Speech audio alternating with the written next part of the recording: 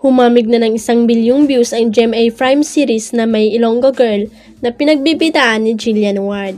In fairness, patuloy na humahataw ang teleserye ni Jillian dahil sa mga exciting plot twist ng kwento pati na rin ang mapakilig scenes nila ng kanyang leading man na si Michael Sager.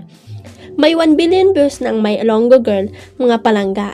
Madamugid, maraming salamat sa inyong pagsubaybay. Ang pagbanda ng GMA Public Affairs sa kanilang Facebook page.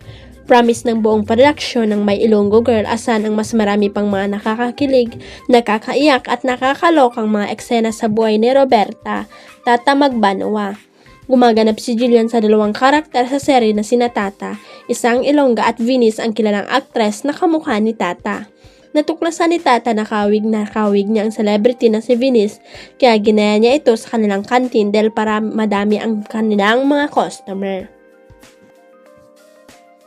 Ngunit sunod-sunod na twists and turns nga ang nangyari sa pagpapatuloy ng kwento ni Tata lalo na sa pagdating ni Myrtle Sarosa na siya na ngayong gumaganap na Venice matapos magbago ang itsura nito.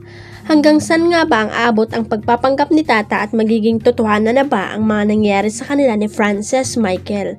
Napapanood ang May Ilonggo Girl tuwing Lunes hanggang Huwebes sa GMA 7, 9:35pm sa GTV, 11:25pm at sa GMA Public Affairs at GMA Network Facebook at YouTube livestream. Siniship na agad ng fans ni Catherine Bernardo at Daniel Padilla na makasama ang mga idolo nila sa ASAP England. Ito ay matapos i-announce sa 30th anniversary episode ng ASAP nitong linggo ang pagkakaroon ng special show ng nasabing longest running ABS-CBN Sunday musical sa England sa darating na August 30. Wala pang masyadong binibigay na detalye ang management ng ASAP para sa kanilang England show pero abangers ng Katniel fans sa United Kingdom. Handa na nga raw sila bumili ng tickets para lang makita ng personal sina Kat at Dij. Kaya ang dalangin nila at request na rin sa ABS-CBN Studios ay isama sina Kat at Daniel sa special ASAP show sa England. But of course, hindi naman sila nangangarap na magsama sa isang production number ang dalawa.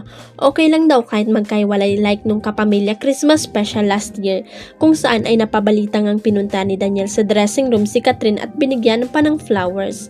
Well, sana nga dalawa sa mga makasama sa ASAP England sina Catherine at Daniel. Huwag kalimutang i-click ang subscribe button at i-ring ang notification bell para sa latest at legit chika updates.